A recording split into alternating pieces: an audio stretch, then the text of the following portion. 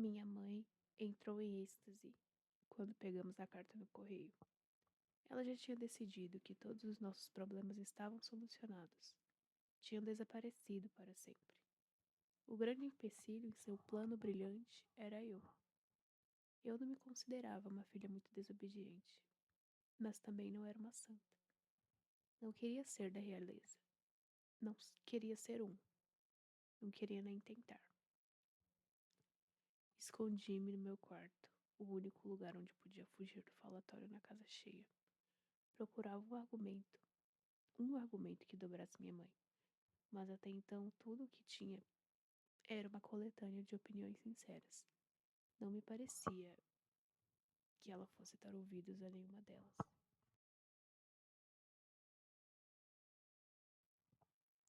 Eu não me consi- eu não conseguiria escapar da minha mãe por muito tempo. Era quase a hora do jantar e eu, a filha mais velha, que ainda morava em casa, tinha que ajudar na cozinha. Pulei da cama e caminhei para o ninho de cobras. Minha mãe me recebeu com um olhar furioso, mas não disse nada. Nós, nós duas nos movíamos pela cozinha e pela sala de jantar sem falar, como em uma dança silenciosa. E enquanto preparávamos frango, macarrão e torta de maçã, e ponhamos a mesa para 5 pessoas. Bastava eu desviar os olhos do que estava fazendo para ela me corrigir com um olhar severo, como se assim fosse me deixar constrangida o bastante para querer as mesmas coisas que ela. Minha mãe usava essa tática às vezes, quando eu queria mudar de emprego porque achava que a família que nos hospedava era grosseira, sem necessidade.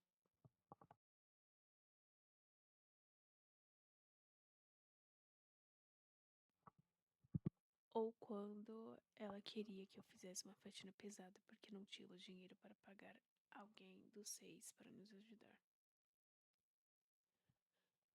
Algumas vezes dava certo, outras não. E esse era um ponto em que ninguém podia me dobrar. Minha mãe não tinha o que fazer quando eu teimava. Puxei a ela, de modo que não podia ficar surpresa. Mas o problema não era só comigo. Ela andava tensa. O verão chegava ao fim e logo viriam os meses frios. E as preocupações.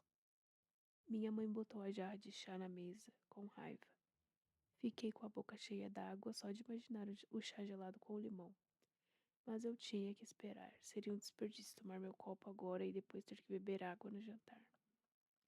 Mas você vai morrer se preencher esse formulário? Ela disse sem se aguentar. A seleção pode ser uma oportunidade maravilhosa para você. Para todos nós. Suspirei alto, pensando que preencher aquele formulário seria como a morte para mim. Não era segredo que os rebeldes, as colônias subterrâneas, subterrâneas que odiavam Ileia, nosso vasto e relativamente jovem país, investiam em ataques cada vez mais frequentes e violentos ao palácio. Já tínhamos visto os rebeldes em ação em Carolina. A casa de um dos magistrados foram completamente incendiada e os carros de pessoas da 2 foram destruídos. Houve até uma espetacular fuga na prisão. Eles libertaram uma adolescente que engravidara e um 7 que era pai de 9 filhos. De modo que até eu achei que eles estavam certos daquela vez. Mas além das ameaças, eu sentia que só pensar na seleção já fazia meu coração doer. Não conseguia esconder meu sorriso enquanto pensava em todas as razões para permanecer exatamente onde estava. Os últimos anos têm sido muito difíceis para seu pai. Minha mãe estrilou. Se você tiver um pouco de compaixão, vai pensar nele. Meu pai? Sim, eu queria ajudá-lo. E May e Gerard. E May e Gerard. E até minha mãe.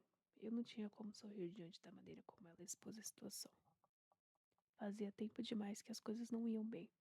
Eu me perguntava se meu pai veria a seleção como um meio de fazer com que tudo voltasse ao normal, se é que o dinheiro podia melhorar as coisas. Não que a nossa situação fosse tão precária a ponto de temermos por nossa sobrevivência ou algo assim. Não éramos miseráveis, mas acho que não estávamos muito longe disso. Nossa casta era a terceira, antes do fundo do poço. Éramos artistas e os artistas e músicos clássicos estavam só 3 degraus acima da sujeira. Literalmente. Nosso dinheiro era curto, vivíamos na corda bamba e nossa renda dependia muito da mudança de estações. Lembro-me de ter visto um livro de história bem gasto que todas as datas especiais costumavam ser comemoradas nos meses de inverno.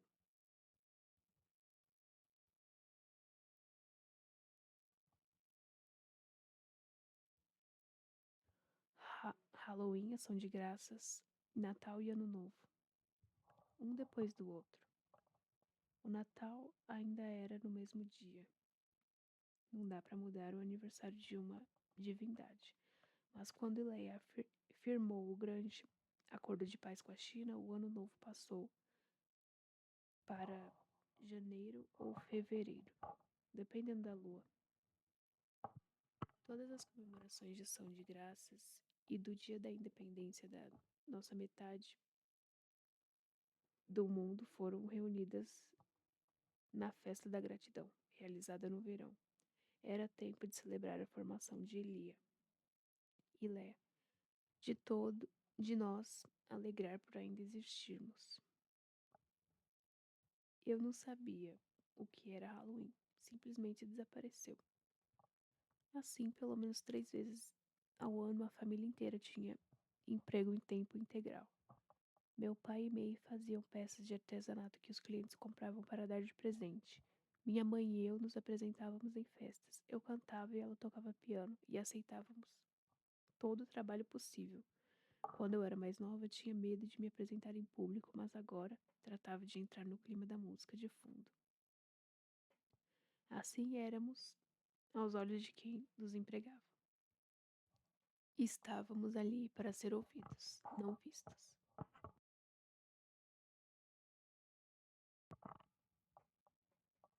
Gerard ainda não tinha descoberto seu talento, mas ele só tinha 7 anos. Ainda lhe restava um tempinho. Em breve as folhas das árvores mudariam de cor e nosso mundinho ficaria balançado mais uma vez. 5 bocas e apenas 4 trabalhadores, sem emprego garantido até o Natal. Quando eu via as coisas desse jeito, a seleção parecia uma corda a qual eu podia me agarrar.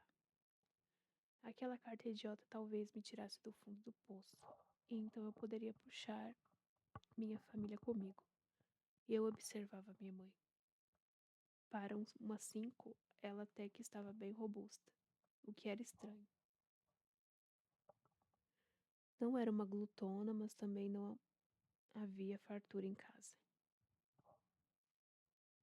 Talvez fosse assim que o corpo ficava depois de 5 filhos. Os cabelos dela eram ruivos como os meus, mas cheios de fios brancos, que tinham aparecido de repente, e aos montes, uns 2 anos antes.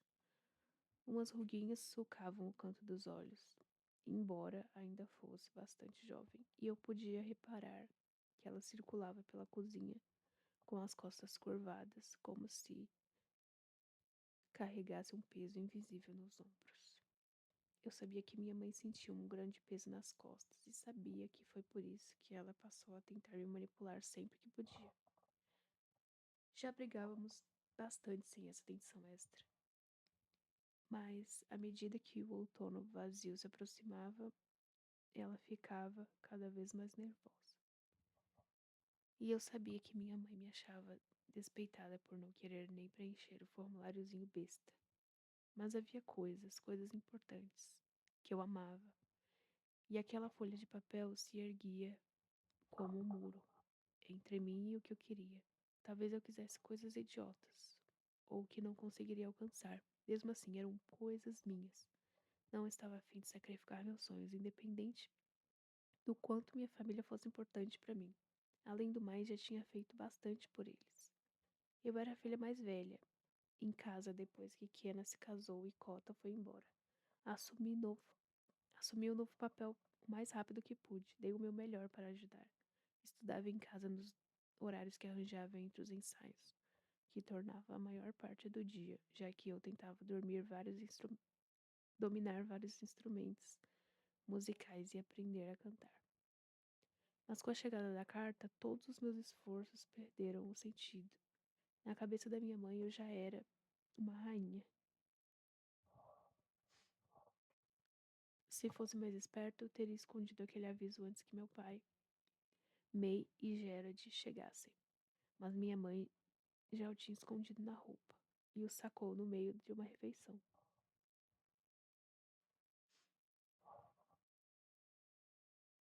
Para a casa da família Singer, disse cantando. Tentei pegar o papel da mão dela, mas era rápida demais para mim. Mais cedo ou mais tarde, todos acabariam descobrindo mesmo. Só que se minha mãe fizesse do jeito dela, todos ficariam a seu lado. Mãe, não, implorei. Eu quero ouvir, gritou May, o que não me surpreendeu. Minha irmã mais nova era idêntica a mim, só que 3 anos mais nova. Se nossa aparência era praticamente igual, nossa personalidade estava bem longe disso. Ao contrário de mim, ela era extrovertida e otimista, e só conseguia pensar em meninos. May ia achar toda a história incrivelmente romântica. Senti minhas bochechas corarem de vergonha. Meu pai ouvia com atenção enquanto May quase pulava de alegria. O fofo do Gerard continuava comendo. Minha mãe limpou a garganta e prosseguiu. Confirmamos no último censo que uma mulher solteira entre 16 e 20 anos reside atualmente em sua casa. Gostaríamos de informá-los sobre uma oportunidade próxima de honrar a grande nação de Ileia. May soltou outro grito e agarrou meu braço. É você! Eu sei, sua macaquinha. Solte, senão você vai quebrar meu braço. Mas ela apertou minha mão e deu mais uns pulinhos. Nosso amado príncipe Maxon Scrave, continuou minha mãe, atinge a maioridade este mês. Para adentrar esta nova fase de sua vida, ele deseja ter uma companheira a seu lado. Uma verdadeira filha de Leia. Se sua filha, irmã ou protegida elegível estiver interessada na possibilidade de tornar-se noiva do príncipe, Maxon, e a adorada princesa de Leia, por favor, preencha preencha o formulário anexo e entregue-o no Departamento de Serviços Províncias da sua localidade. Uma jovem de cada província será escolhida aleatoriamente para encontrar-se com o príncipe. As participantes serão hospedadas no agradável palácio de Leia, em Ângeles, enquanto durar sua estada. A família de cada participante será recompensada generosamente. Minha mãe alongava as palavras para criar um efeito dramático. Por seu serviço à família real. Enquanto ela falava, eu olhava para o teto. Era isso que acontecia com os príncipes. Já as princesas eram negociadas em casamentos a fim de fortalecer as recentes relações com outros países. Eu entendia por que era assim. Precisávamos de aliados, mas não aprovava. Mas não aprovava. Nunca precisei ver uma coisa dessas e esperava. Nunca precisei ver uma coisa dessas e esperava não ver nunca. Havia 3 gerações que não nascia uma princesa na família real. Os príncipes, por sua vez, casavam-se com plebeias para elevar a moral da nação. Normalmente instável. Acho que a seleção servia para unir todos os ilíanos e fazê-los recordar que o país nasceu praticamente do nada.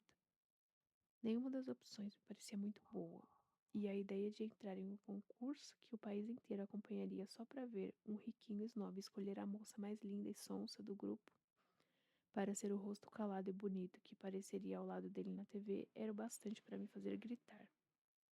Haveria humilhação maior? Além disso, eu já tinha passado muito tempo em casas de pessoas da 2 e da 3, para ter certeza de que não queria me envolver com eles. Muito menos com alguém da 1. Tirando as épocas de escassez, estava feliz em ser uma 5. Minha mãe era alpinista social, não eu. E é claro que ele adoraria América. Ela é, ela é tão linda, derretia-se minha mãe. Mãe, por favor. Quando muito, eu fico na média. Não fica, disse May.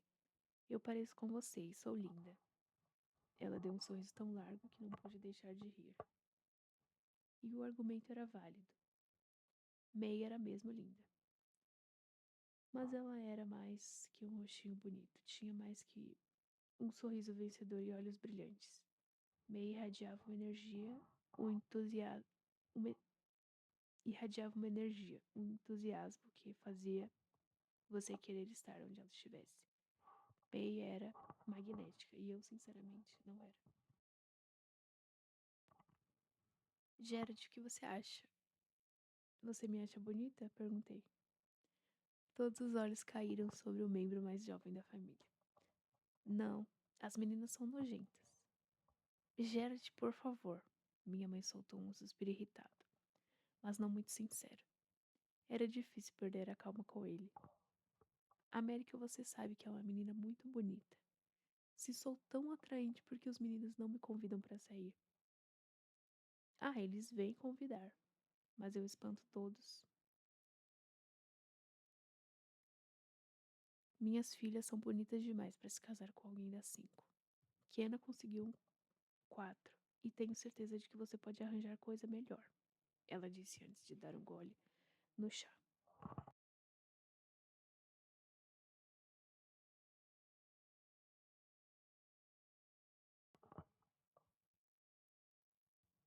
O nome dele é James. Pare de chamar o marido de Kiana pelo número.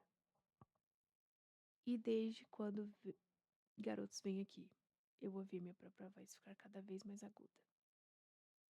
Nunca tinha visto um rapaz chegar perto do porão de casa. Faz um tempo já, meu pai disse, em seu primeiro comentário desde que a história começara.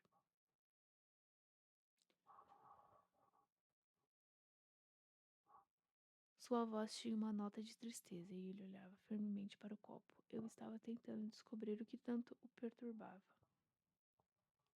Os meninos atrás de mim, mamãe e eu discutindo outra vez, minha recusa em participar do concurso, a distância a que eu ficaria se fosse sorteada, meu pai e eu éramos próximos. Acho que quando nasci, minha mãe já estava um pouco cansada e ele teve que cuidar de mim na maior parte do tempo. Herdei o gênio dela, mas a compaixão dele. Meu pai levantou os olhos por uma fração de segundo. E foi então que entendi. Ele não queria que eu fosse, mas também não podia negar os benefícios que teríamos se ficasse um dia no concurso. E mais ainda se conseguisse avançar. América, use a cabeça, disse minha mãe. Somos provavelmente os únicos da Elia que precisam convencer a filha a participar. Pense na oportunidade. Um dia você poderia ser rainha. Mãe, mesmo que eu quisesse ser rainha, e não quero, com todas as minhas forças, milhares de outras meninas da província vão entrar nesse troço. Milhares. E se por acaso eu for sorteada, ainda teria que competir com outras 34. Todas certamente mais sedutoras do que eu, jamais conseguiria fingir ser. Jared apurou os ouvidos. O que é uma menina sedutora? Nada, respondemos em coro. É ridículo imaginar que eu poderia ganhar, concluí. Minha mãe afastou a cadeira da mesa, levantou-se e depois se inclinou sobre a mesa, na minha direção. Alguém vai ganhar, América. Suas chances são as mesmas que as de qualquer garota. Então, ela tirou o guardanapo da mesa e saiu. Gerard, quando você terminar, vá para o banho. Ele respondeu com um gemido. May comia em silêncio. Gerard pediu para repetir, mas a comida tinha acabado. Comecei a tirar a mesa assim que os dois se levantaram, enquanto meu pai permanecia lá, bebericando o chá. O cabelo dele estava sujo de tinta de novo. Uma manchinha amarela que me fez sorrir. Ele se levantou tirando as migalhas da camisa. Desculpe, pai, murmurei quando recolhi os pratos. Não seja boba, querida, não estou bravo. Ele deu um sorriso e passou o braço por mim. Eu só... Você não precisa explicar, querida. Eu sei. Ele beijou minha testa. Agora preciso voltar ao trabalho.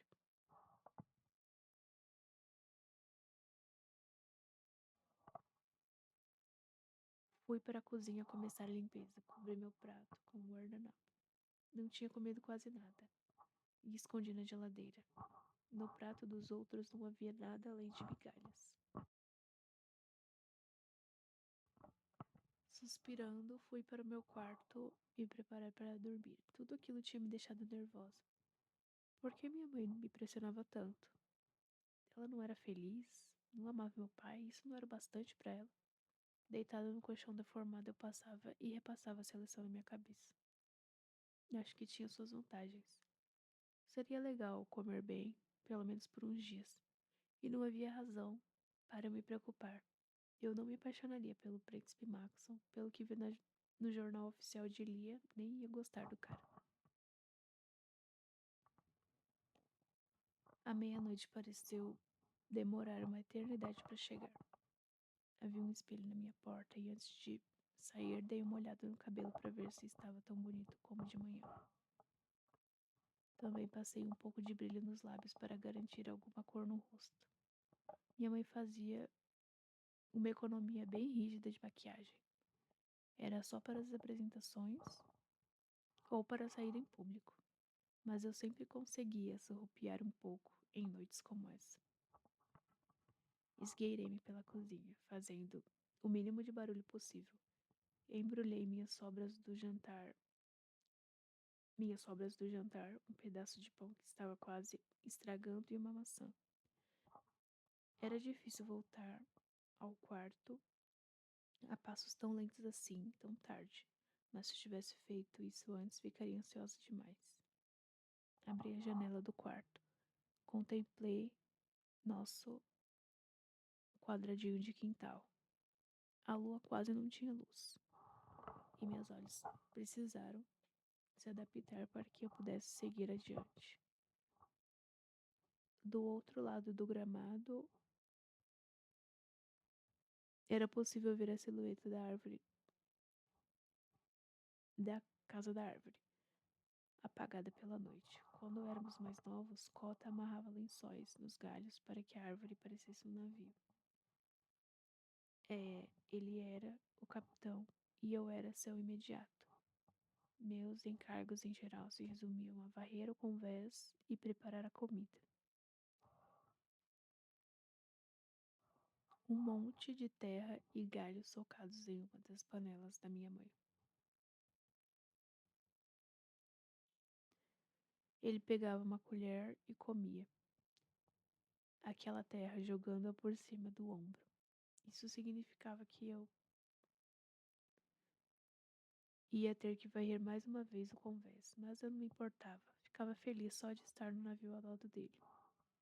Olhei para os lados, as luzes das casas da vizinhança já estavam apagadas. Ninguém estava vendo. Saí pela janela com cuidado. Eu costumava ficar com a barriga toda arranhada por causa da maneira como me arrastava para fora. mas agora sabia exatamente como sair sem me machucar. Um talento cultivado ao longo de anos. E eu não me queria, e eu não queria estragar a comida. Acelerei pelo gramado, usando meu melhor pijama. Eu podia ter ficado com uma roupa que usara durante o dia, mas pijama me caía melhor. Acho que roupas não importavam, mas eu me sentia bonita de shortinho marrom e blusa branca.